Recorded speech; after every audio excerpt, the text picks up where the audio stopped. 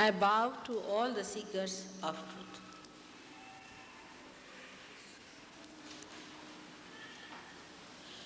The other day I talked to you about the experience of truth, that the truth has to be felt through your central nervous system. If anything has to happen to your evolution, you have to feel it through your central nervous system. Otherwise, it is just a projection of your mind which falls off. And you are surprised at yourself. Like we call somebody as a friend, a dear friend, and one day we find there's no friendship. Maybe one day the friend may try to murder you, or you may try to murder that person. You just don't understand what happened to that love. Same thing about all our projections. We find it has no basis. It is so superficial. When we realize that all is so superficial, it has no basis, we just get frustrated. And we start thinking, what is all this? We are playing games. Why can't we be sincere? What has happened to us? Why are we so frivolous? Why are we so superficial? We may start taking interest in things which look superficially very deep, but ultimately we find it doesn't have any depth in it.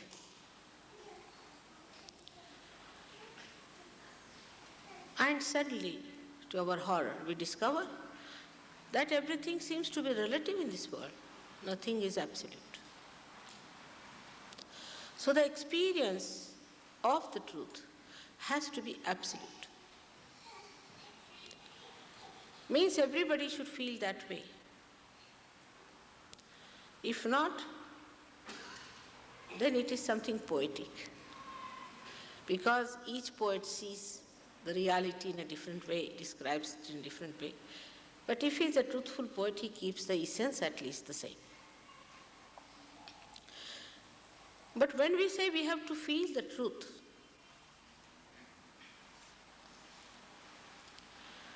by everyone in an absolute manner, what does that mean? That means when we get our self-realization, when we think we have got a new awareness of collective consciousness, that means we are connected with the whole, with the absolute, then every one of us who is like that should feel the same way. For example, there's a person who is sick, and you get 10 children who are realized souls, that we say are realized souls. Now tie up their eyes so that they cannot see at all, and ask them what centers are catching in this person. All of them will raise the same finger. This is the finger that is catching. And if you ask that person relating to that finger, have you got this trouble? He said, yes, but how do you know? How do these children know? So the truth is felt by everyone the same. Then it is absolute. If somebody sees a blue color, somebody sees a red color, then it is not the truth. And you'll be amazed when you become self-realized. If you read people who are self-realized, You'll be amazed, they say the same thing in a different way, in a different cup. But they say the same thing. It is very amazing that people who were in India, who were in Lebanon, who were in China, who were in England, had nothing to do with each other, had no communication whatsoever, and they say the same thing. So, down within us, there is something that is absolute, that tells us about absolute. So the second experience should be of absoluteness. The divine power that is all pervading, if it is truthful, if it is real, then all of us who are feeling that power through this realization should receive the same message and not different messages. This is the second proof of truth. And you put this test to anyone who says that this is self-realization.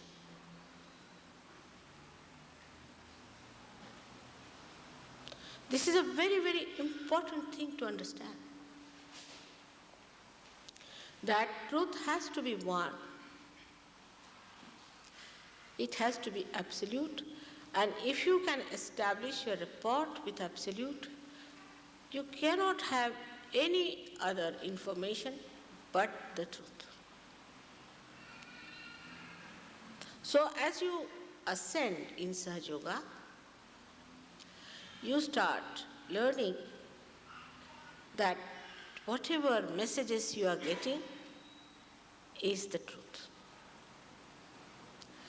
That all these messages that you are receiving, you can yourself perceive them, can feel them. Nobody has to tell you. Even a child can say the same. So you move one step forward into the word called faith, which is the faith of experience. You call, say this, as a skill. How? How do you know it is not artificial? It is real. Because you have the experience of the artificial and the real, and now when you feel it, you can say, with faith, yes, it is real skill. In the same way, reality can be only accepted if you go through the experience of truth and then have faith in it. Human mind is a very wonderful mind. The English word mind doesn't explain much, though, what mind means.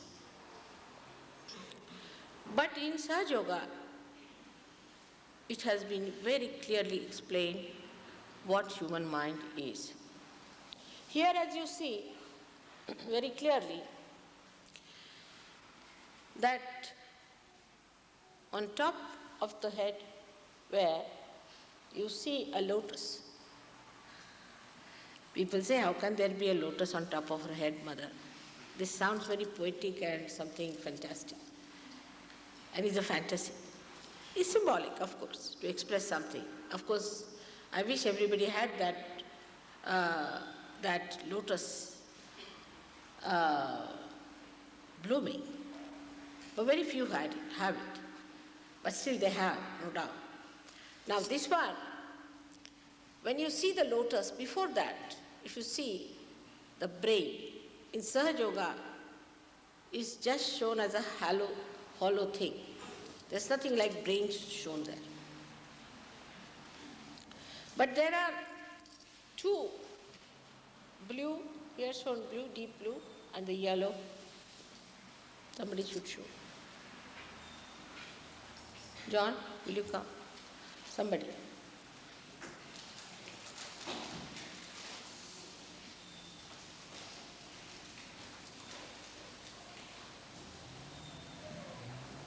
two balloon-like structures in the brain.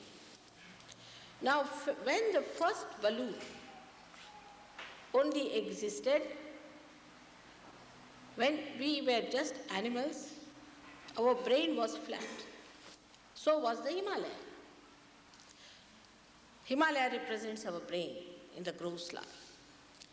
So the Himalaya was also flat, our brain was also flat. Then man started hitting with branches. If the animals attacked them, they learned how to hit back. And another line started, which we call as the sun line, by which the another side started developing. And the brain got transformed into a new formation of a triangle. This triangular brain now is like a pyramid I see, and sometimes I find it's swollen very much more on one side. Bit too much. So all our problems started from that point where we decided that we can do it.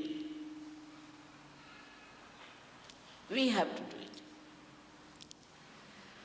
And when we started doing it that way, this yellow stuff which we call as ego started pushing the superego in such a manner that the brain became a prism-like structure. But it was important to create this prism. Of course, with this Himalaya also developed a triangular structure.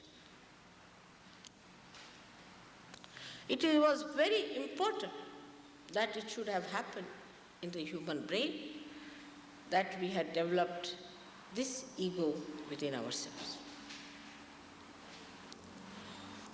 We could have avoided it if we had not committed the mistake at the stage of Adam and Eve, but we did commit. So now we have it. And that short circuit got elongated, and our evolution started going on a different line where we wanted to find out ourselves what is the truth.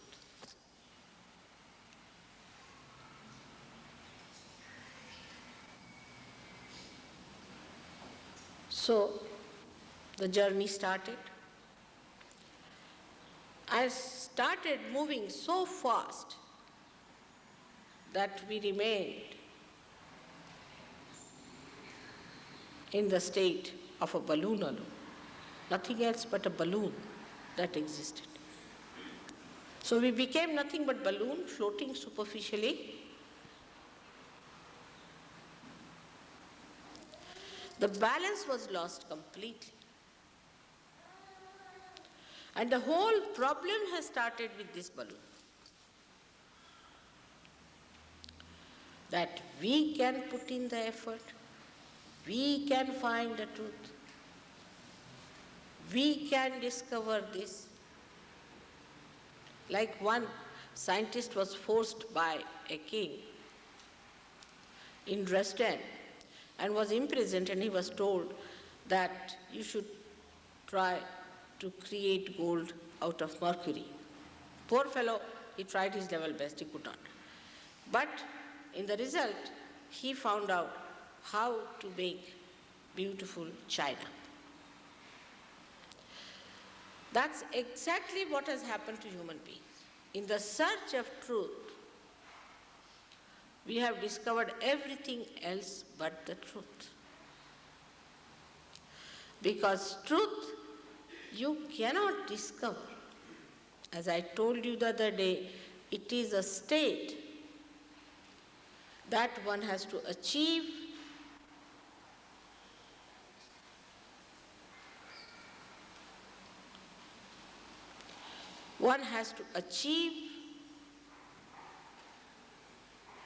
to receive the truth, to know the truth. इधर ले आइए इधर.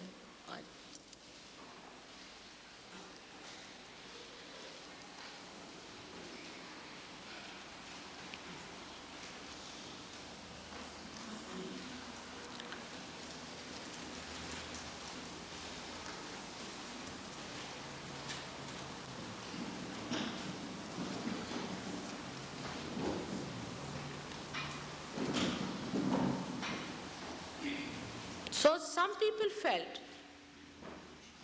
that truth is what we have found out.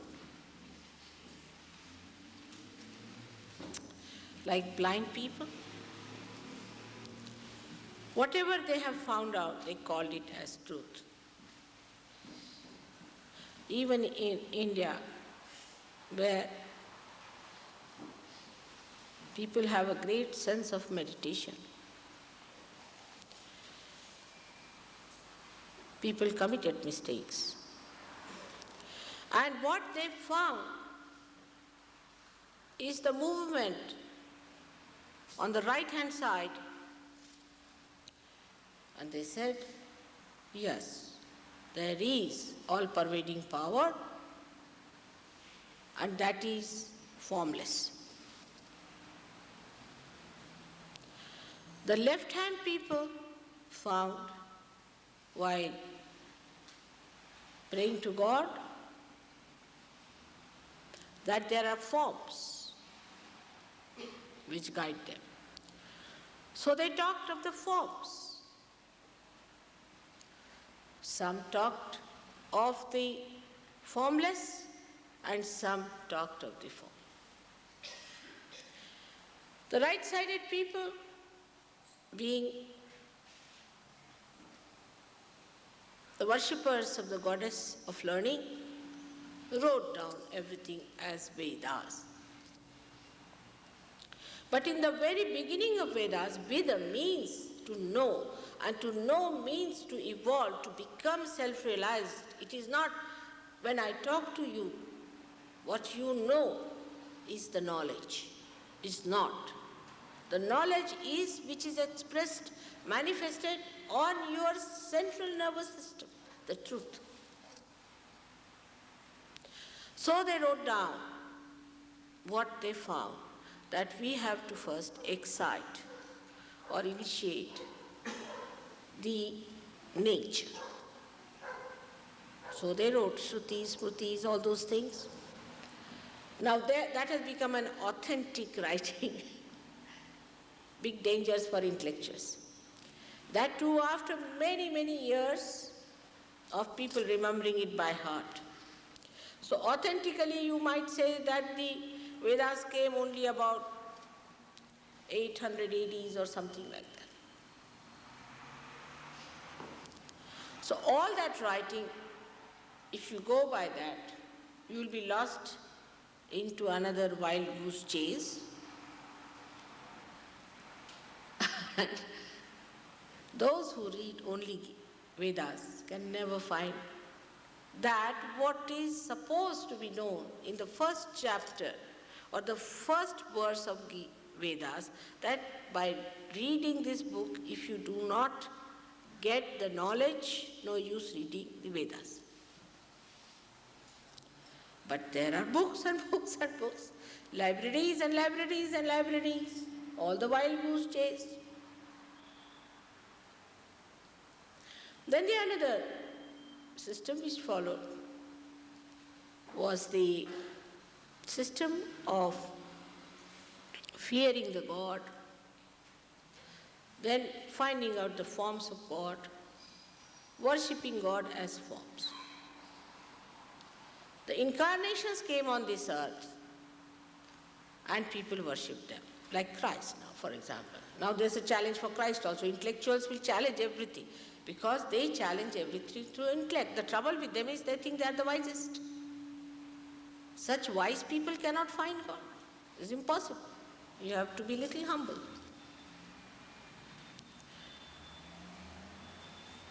So the intellectuals, as usual, challenged.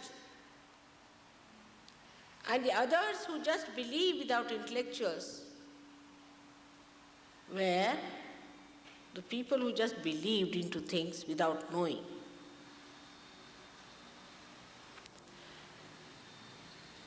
Who had just faith, as our devotional songs are, or our devotions are. All these extreme movement on both the sides created two different types of people. One, we can call them as intellectuals, and another as fanatics. They did not create self-realized people. Because ego makes a person so superficial and so stupid that he cannot grasp. It's beyond him. He's so stupid.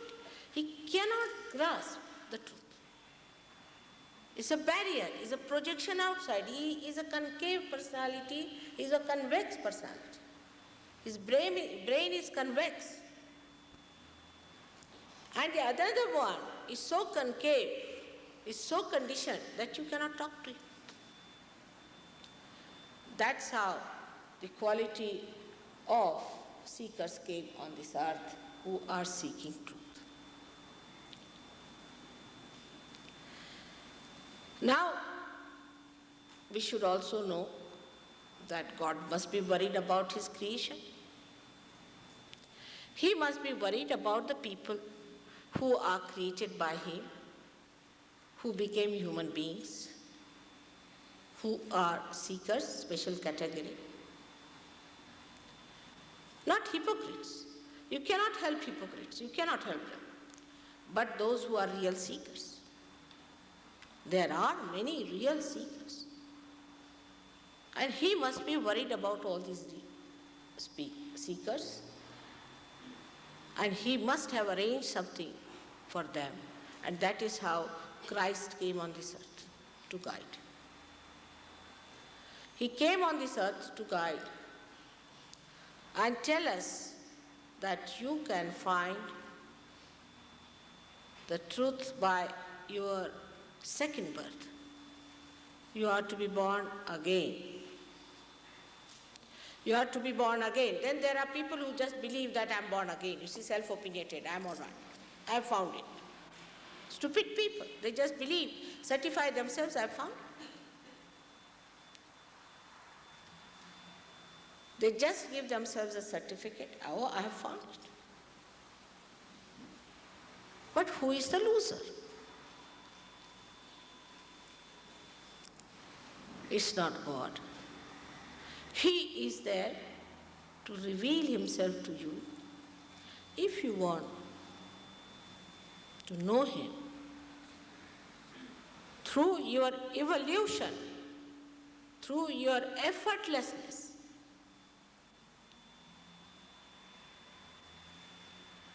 But as you have seen, Patanjali Yoga Shastra was written for the central people, for the real seekers.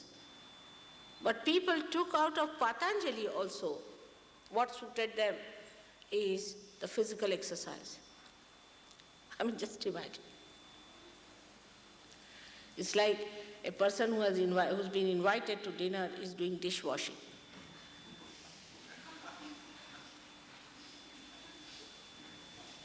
Is that stupid?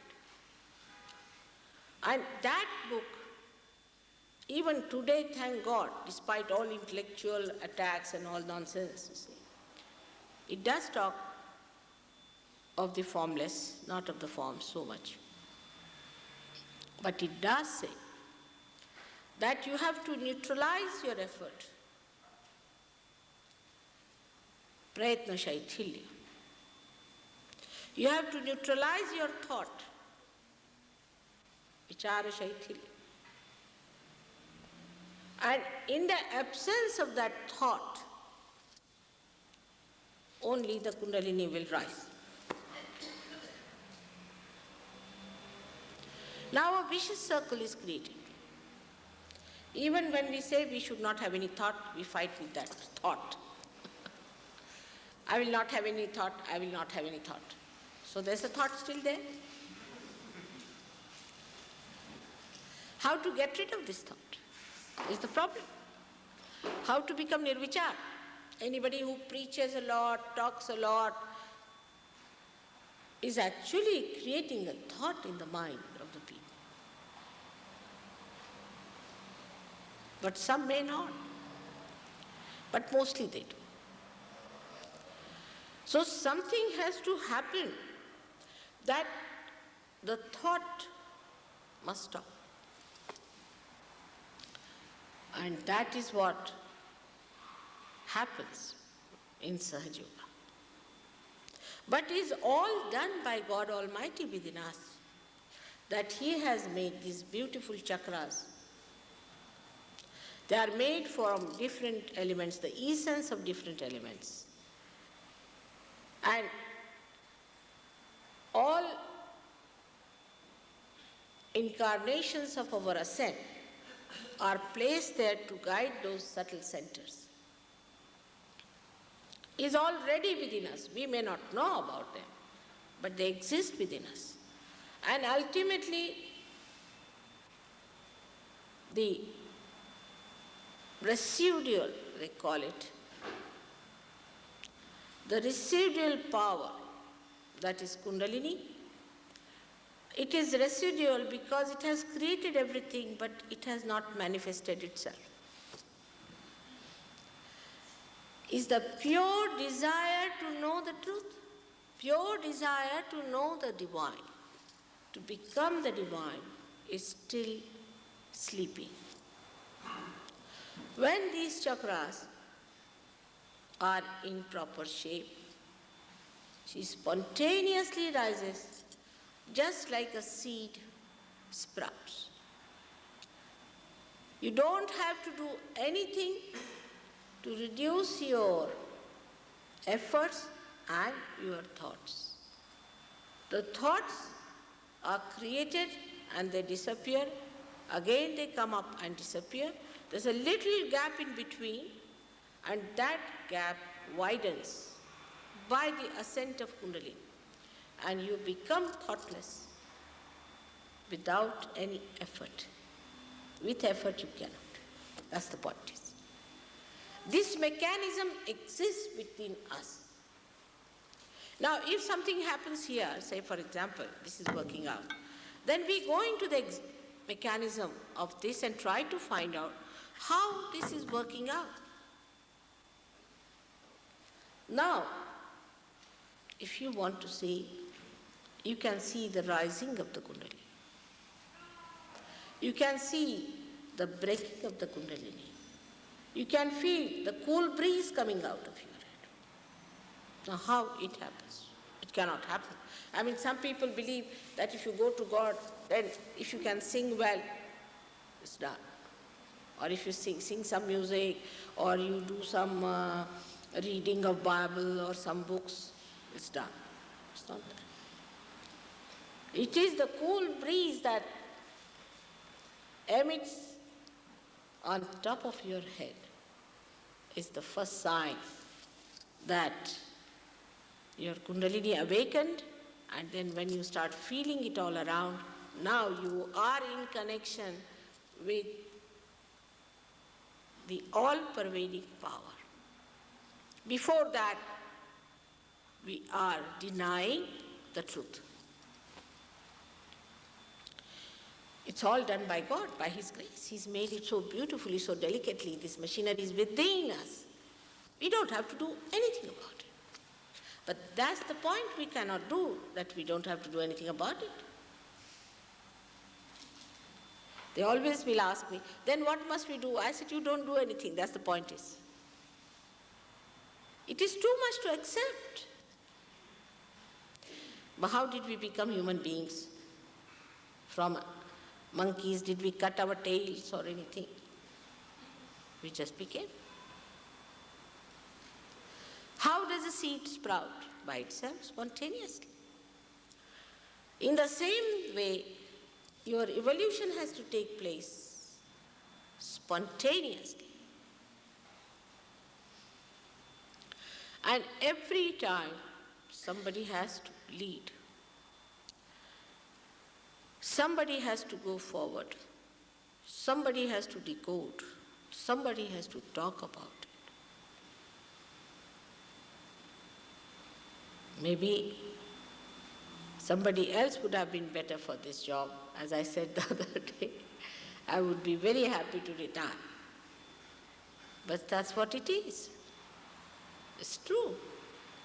I have to do this job, which is a thankless job, no doubt, but I have to do it. Now what can I do about it? That should not upset you. That upsets many people. But I don't do anything. Actually, it is the nature within me. Like the sun shines, it doesn't do anything, does it? But when the sun shines, the trees become green. Just it happens. I mean, the sun doesn't take any credit or doesn't say that the trees must offer part of their greenness or something to me. Does it? We are not angry with the sun, are we? Because it tans our body, do we? We don't get angry with it. In the same way, it is somebody's nature. Somebody's nature is to do that. And somebody's nature is to ascend and to rise. Is more creditable for people who achieve it that way. Don't you think so? So there is nothing to feel unhappy about it. This is another problem which I told you last time, that in the West, this is a very big hurdle for people. You cannot pay for it. You cannot put in any efforts. You cannot do anything about it. It has to work out, and it cannot be guaranteed either. If it is there, it will work out. If it is not there, it will not work out. If the desire is full, it will work out. And then you have to work it out to keep it there. So by reading about it, you will never understand. There are so many people who read Bible. So many people who read Gita. So many people in India who know by heart the whole of Gita, the meaning, everything. But there's nothing in their lives. They have sickness. They have ill feelings. They are unhappy or ego-oriented. Something wrong somewhere. Nothing wrong with these scriptures. We have forgotten it is said that you are to be born again. So the third experience should be of transformation. If it cannot bring out the virtue in you,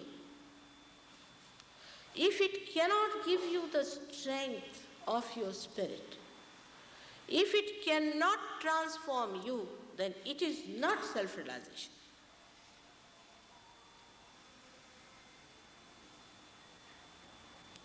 But transformation can be taken like this, that people can just change the color of their clothes and think, oh, we are transformed. Now we have taken a sannyasa, you see, we are all detached. All such self-opinionated people. It's not that. It's no opinion. It's to be in that state is important. To be in that state, that's the truth. And that's the truth you should ask for, and nothing else. Are you transformed by that? And the first transformation you feel, before you change your temperaments, before you change your habits, before you change anything, is that your central nervous system acquires a new dimension of collective consciousness. Acquires. You get it. And you can verify it. But human beings still think they are obliging me, so they say, no, mother, not much. You see, we don't believe in it. So, it's all right. Go ahead with it. I mean, you don't believe in yourself.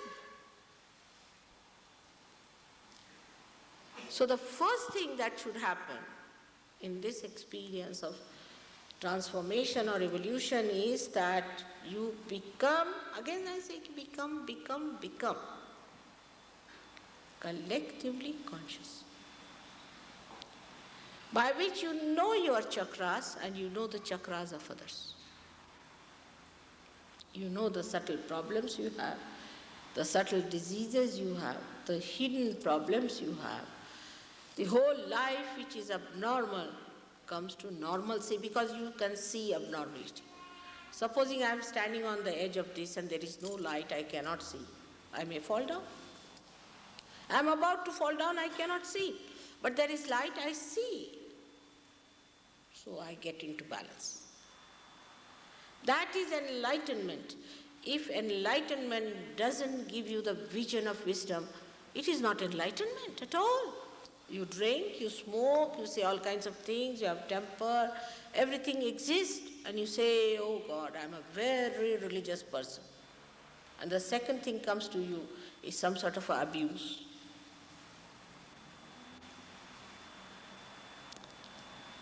So your virtue must shine, and that's the time is today. According to the Shalivahan calendar, this is a Krita Yuga. It's the yuga when there is the age when there is pratyaksha, means where you can get in contact actually with actuality. That means you actualize it. And that is the time today that has come, called as Krita Yuga. That the all-pervading power is actualized and you feel the manifestation of that power very, very clearly on your central nervous system. Because whatever is evolved in you, you feel it on your central nervous system. So this new breakthrough is to be seen through and not to be just accepted, not to have blind faith, nothing of that kind. Then, once you come to a certain state, then the subject gets deeper and much more interesting. But first, that state has to be established. Many people have complained to me that, Mother, Sahajogis who are senior are rather secretive. There are no secrets. No secrets. But as a boy who enters, say, into the first class or the first KG, cannot understand what the MA student is doing. So the KG student might feel that this fellow is trying to hide something in his books. It's not true. One has to grow to that point to bear that truth. Also to bear the truth, we have to develop that power within ourselves. And that state we have to achieve. I had requested last time to all the people of England, especially, because in the map of the divine, England represents the heart. And the responsibility heart is the maximum. And if they don't pay attention to their heart, the world is having a heart attack. So how important it is that we should seek our ascent and seek the truth. Of course, I don't say that you don't do this, you don't do that, nothing of the kind. That is not to be said anymore. Just first get your realization, then you look after yourself. I don't have to tell you. When you get the light, you yourself will see. And you are not going to put your hand into the crocodile's mouth then, are you? But first you must see the crocodile. Because if I tell you the crocodile in the darkness, you'll say, no, let me try even if it is a crocodile. That's how it works. It's so beautiful. It's a very beautiful thing to achieve. That's what we say is the kingdom of God. That's what we say, that peace that resides within us, that joy that fills the whole world as bliss, the complete auspiciousness of God's being can be ours if we decide to be there. Nobody can force you. No one can. It is you who has to choose it in your own freedom only. You can achieve your complete freedom. May God bless you. Is there going to be another lecture now, third lecture? After this, there's going to be another lecture, so I'll talk about other things there. But today, if you have any questions, you may ask me.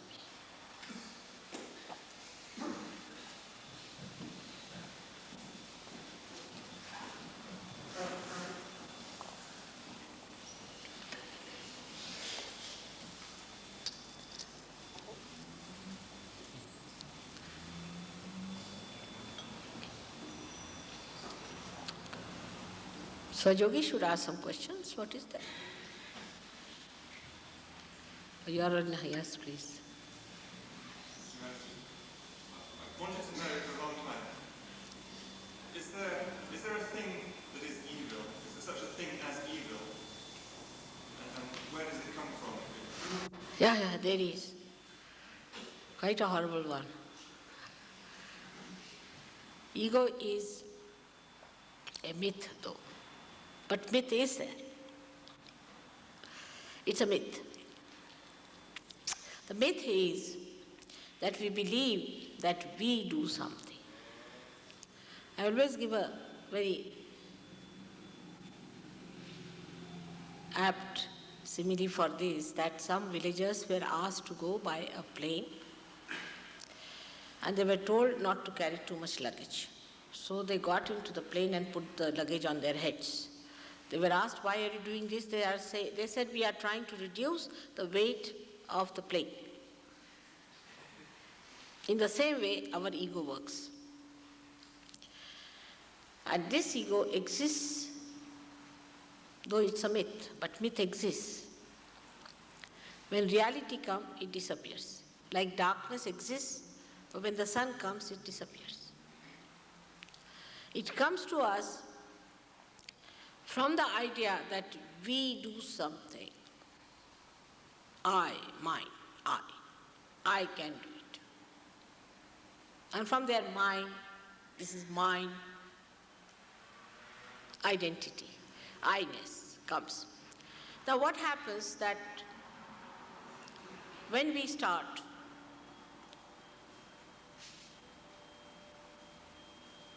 working, doing anything, see, even garbage cleaning, for example, anything, dishwashing, anything that you think is trivial. We think, oh, what a work I'm doing, sparklingly clean I've done. I mean, anything you do, you feel, oh, what a work I've done. But what do we do? We convert dead from dead. Like this stage, they got some plastic, which is dead, made into this stage, and they'll think we made a great job. Some dead bricks they brought, made this dead hall, and they will say we have done a great job. What do we do? Do we do any living work? Nothing. Do we? We don't do any living work. That's another myth. We think we do living work. No, we don't. It's only God.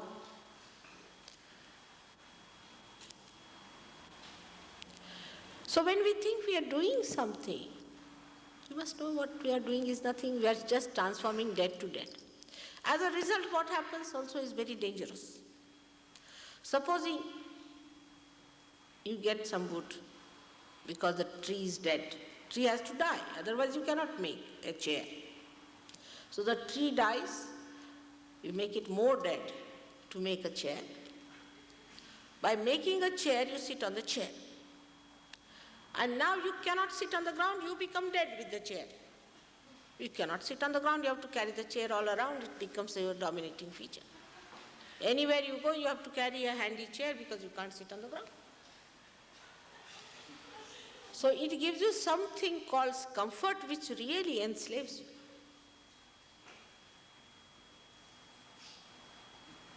So what do we do is nothing. We are enslaving ourselves. You just detach yourself from this modern world and see what slaves we are of so many things we have created. If the electricity goes off, the whole London will topple down.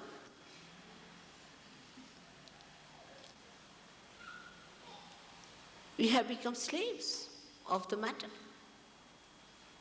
Just think of it. Because the dead is sitting on our heads.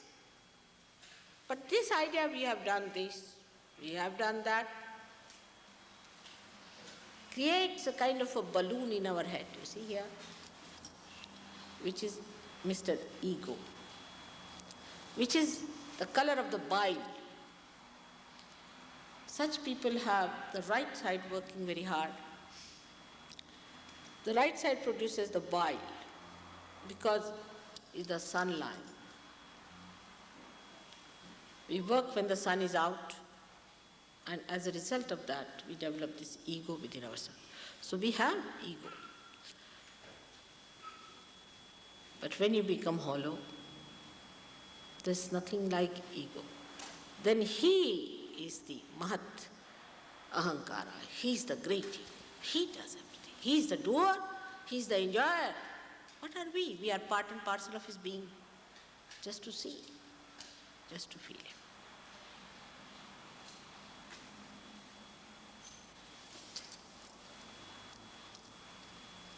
So to think that we do something is wrong, but if you go on saying, no, I don't do anything, then another thing comes in. That's called as super-ego. We move like a pendulum from one to another. Then we say, no. I'm doing wrong. I should not do like this. It is wrong. Better sit at home, become a hippie, smoke some ganja, finish off life. Don't do anything. Do everything that will take you away from work, effortlessness, laziness, lethargy. Because if you do work, you develop ego. So become non-egoistical. But you become super-ego. So no escape. So what do you do then? It's a problem. You be in the center. Just wait. Don't overdo anything. Be in the center. Do everything moderation. The Kundalini rises and you become that which is beyond ego and super-ego. You reach that state. Yeah. That's what you have to become, which is your right, which you should get. For that you have become a human being. Why shouldn't you have it? But for that also is ego. Why should I have? All right, don't have it. The best part of it, ego makes you stupid, really stupid. It really makes you stupid. Best thing is to see an egoistical man and then you feel like laughing because he looks like a buffoon. It can be very dangerous also, like the ego of Hitler. Very destructive. So the egoistical man destroys others and the super-ego man destroys himself. He's all the time thinking, I'm so bad, I'm no good, I'm good for nothing. Both are just the same in my eyes. It's again the mental projections. You are the spirit. You are neither ego nor super-ego, but you are the spirit. Any other question? Yes, madam. The gentleman asked if there is such a thing as evil. Evil, of course, there is.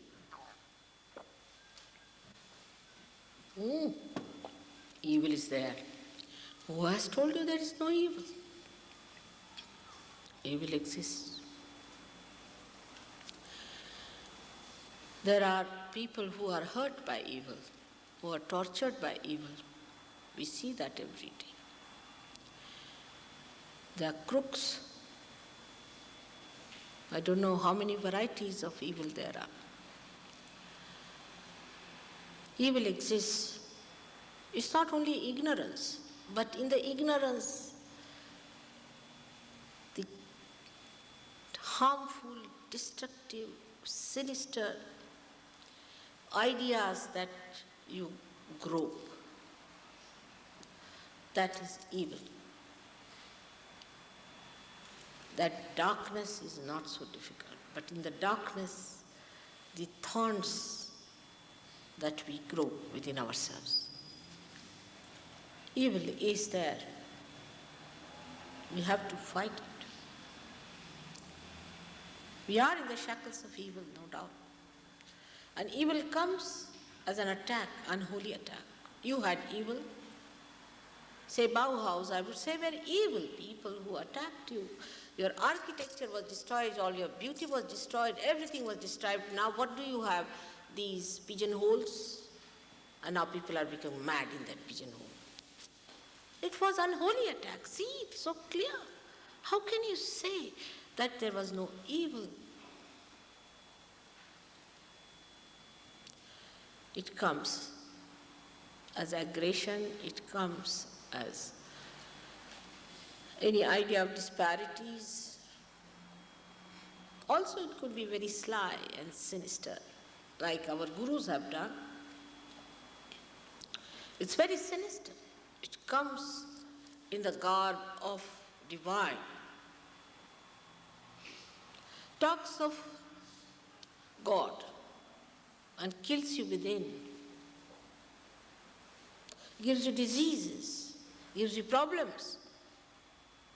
That's evil. That's evil. To pronounce that you are divine when you are sinister, when you are not a realized soul, is evil. Sometimes I feel in modern times, evil is more powerful than the desire of man to rise above it. The desire has to grow stronger. Then what is this? What are the powers of Satan? Then nothing. They can be finished.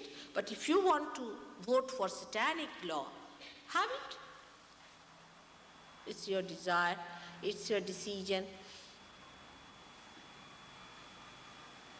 You have to decide now. The time has come, the moment has come for you to decide what you want. It is very painful, but it exists. Those who tell you there is no evil, don't believe those people. They must be the most sinisterly activating people. Take it from me. Those who say like that.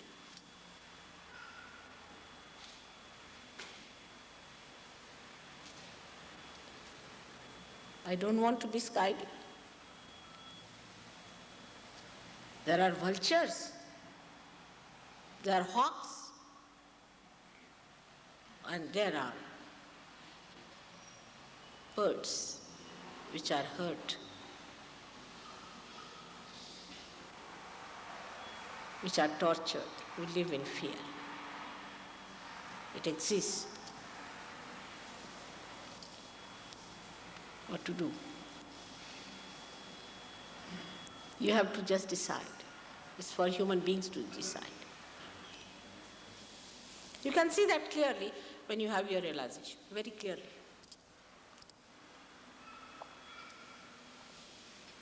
Any question?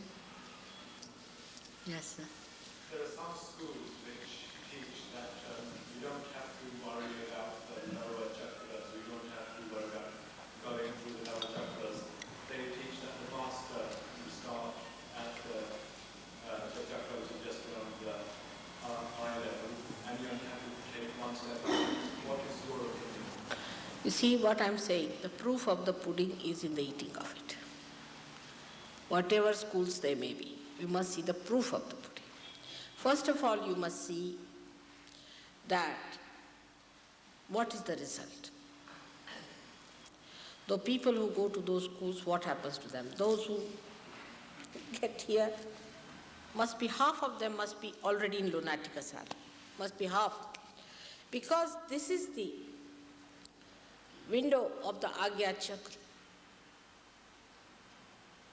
And if this is spoiled, then either you are thrown to the left or to the right, mostly to the left, because they want to dominate you. And you become a slave. I have known people who are even afraid of garlic. If you show them garlic, they shake. This kind. They see the light, this, that. There's nothing to be seen. It is to be.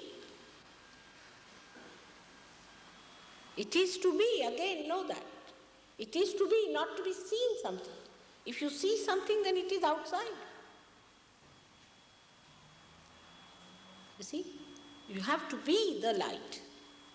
You are not to see the light. That's all from outside.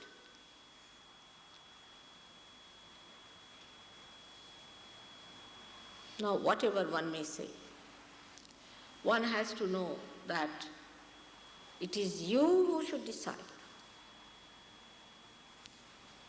which is the right way. You cancel out many by understanding that you can't pay for it, first of all. 90%, 99% may drop out. Then it is effortlessness. Then it is spontaneous and living. And that you have to feel the cool breeze out of your head, which is being prescribed by many people. The baptism, the real baptism. Not that in the church somebody says, I baptize you and really curse you. Not that way. But you feel the cool breeze. That's what William Blake has written, the priest cursed on my head. Poor man, in childhood he could not kick the priest to get out of that mess. You see? Poor thing, just see the way he said. The priest in my childhood cursed on my head.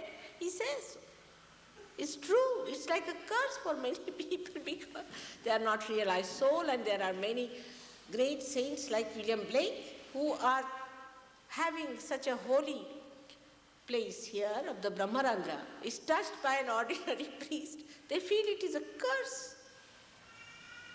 It's a real baptism where the cool breeze must emit from your head, That's a fact. That's the truth. And then you see what it does. It works out.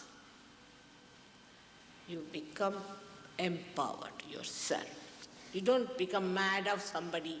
Now the ones who are turning like that, you see, are just really crazy people, crazy disciples, just enamored by some sort of a 14-year-old guru who has married a 34-year-old woman, sort of a nonsense, and they don't see anything, oh, he has given us the spirit. And they are giving Rolls Royces.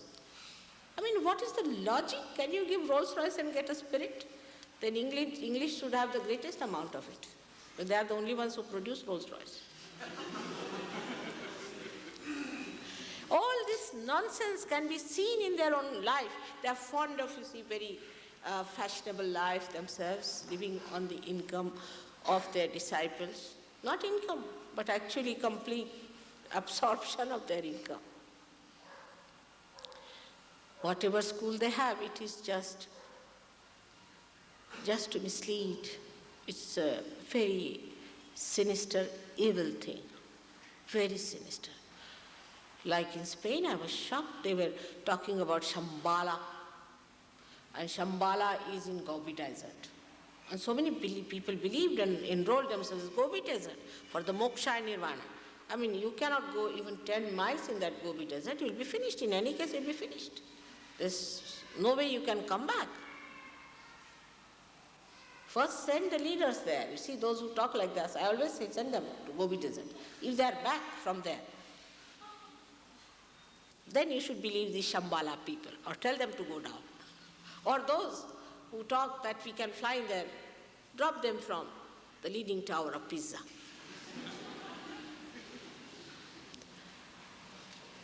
You should find out. You are intelligent people. Don't get mad.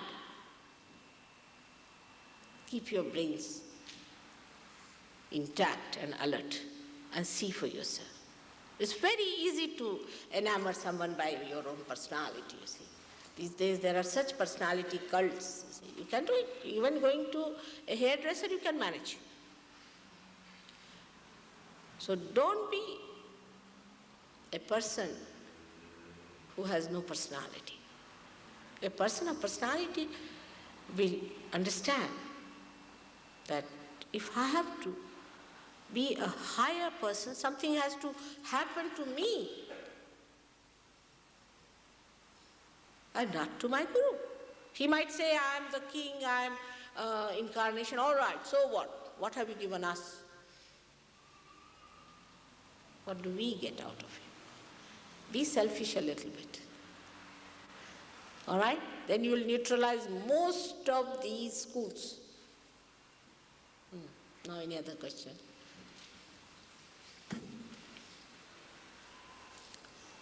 Yes, please. Can Kundalini rise too fast?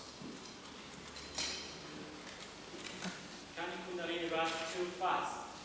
Yeah. It's a jet. Jet Kundalini in jet age. In a split of a second, it rises. But the path should be all right. You see. If the runaway is not clear cut, cannot help. If the path is all right, just it's a great thing. This mass realization we have seen of thousands of people.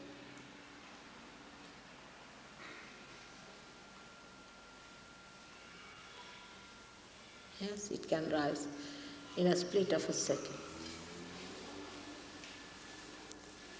I don't want to sound too dramatic, but Beg pardon? part of your brain take away.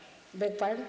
If you have part of your brain take away, can that affect it? I can't hear. Can anybody tell me? Is there somebody? She said, if you've had a part of your brain taken away by surgery, can it still work out? Yes. Yes. It can. It doesn't matter. It can. Brain can be regenerated also. And even if the brain part of the brain has taken out, it makes no difference to the Kundalini to rise. It is completely, beg pardon, no difference. No. Makes no difference. It's all right. Makes no difference.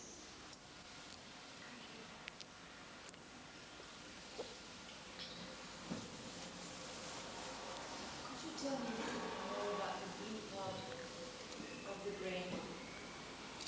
You told me a lot about the yellow part. What about the blue part of the brain? No, I would say one thing, madam, that for today I've said it. Then we are having 2 more lectures. So I must keep for those 2 lectures also something. They will tell you when it is. I have no idea. You see, they tell me go here, go there. I just move like a, you see, I crawl up to the place. So I don't know, but it is, where is it? Second one?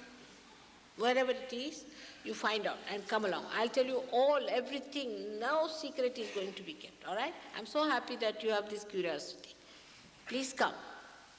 They'll tell you. I don't know where it is. I have no idea. Can you tell me? I saw the advertisement.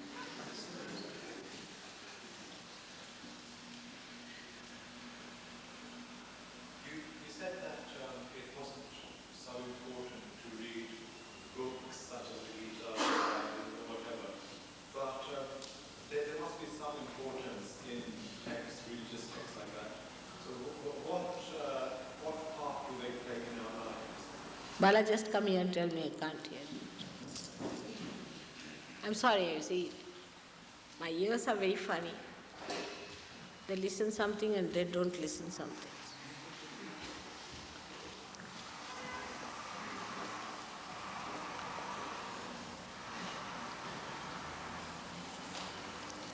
What is saying? Loudly. He's saying that he's asking what the place of texts on scriptures and religion are, what their place is in our evolution or what use they have. Oh, they have great use. because you can tally what I'm saying. You can tally it. It has a very great place. First of all, they give you a balance. They keep your attention in the center. And thirdly, when you get your realization, you see through them. Without them, I don't know, I would have been crucified already. They have saved me. They have also prophesied so many things. See, Sahaja Yoga is the culminating point, you can say, of all these scriptures, and they can be explained very well through Sahaja Yoga. It is the integration of all these scriptures, of all these great religions.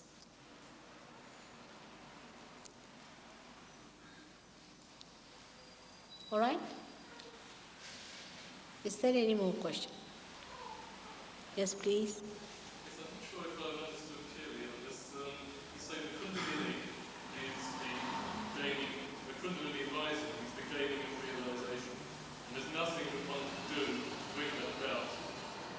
What actually happens? What is the catalyst which makes this occur? What's it? He's saying, what is the catalyst that makes the Kundalini rise spontaneously? It's an embarrassing question. That you should find out. I leave it to you. All right? I should leave something to you also to find out. That's rather embarrassing to answer.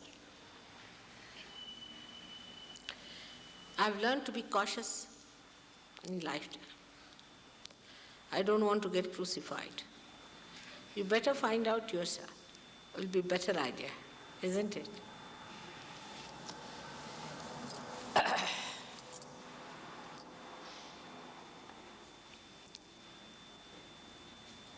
But something that informs the Kundalini that you may rise, the message that passes to it through something.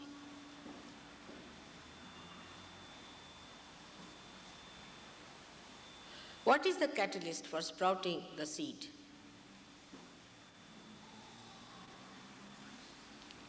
It's the Mother Earth.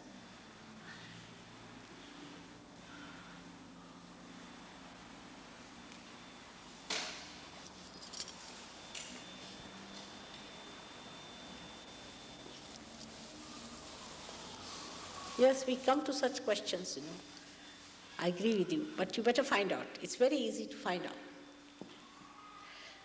When you get your realization, you can ask the question just as you ask to a computer, and you will get your answer as vibrations. You can ask questions about me, and then you get answers. And how will you find out that these answers are true? You ask some absolute questions. Is there God? You get cool breeze. And then you ask questions about which you are not sure. Say, is such and such person a realized soul? If he's not, you'll get burnings. You might even get a blister if he's an evil soul.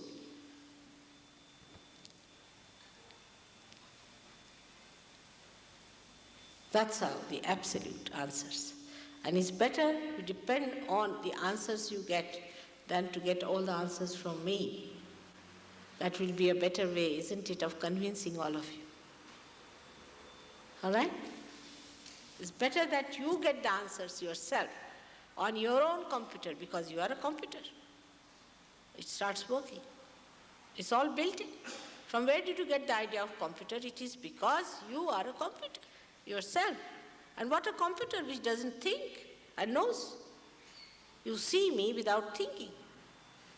Can you imagine? What a computer a human being is, but you become master of that computer later on. And then through that computer you can find out many things. All right?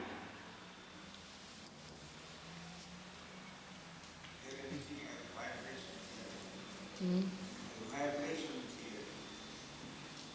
Do we receive any vibrations Yes, you can. You can. Chaitanya. Yes, you do. You do see. Later on you develop first of all, you start seeing them all around you, like small little commas. Then you start seeing vibrations from my being very clearly. Some of the cameras have caught up the vibrations. Very nice photographs we have. It shows the light around me, many things like that. So the camera can see better, I think, than human beings can.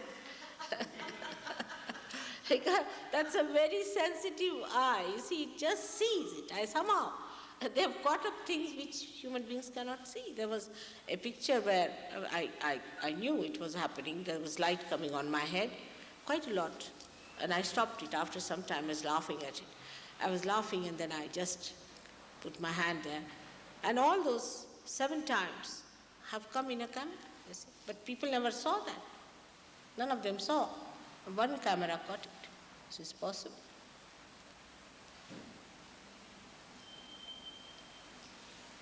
Vibrations पण दिसतात असे ओम लिहिलेले एका पूजेमध्ये आहेत. आपण बघा, एक photo आहे आमचा, त्याच्यामध्ये पूजेच्या वेळेला जे ओम ओम झाले ते सगळे असे दिसतात साईडला, अगदी प्रकाशमय आपल्याला देतील. Please give him that photograph where you have seen the vibrations on the side as a present to Mr. Banarsi. He's been so kind to you. Must give him some of our good photographs. All right, now let's have the experience.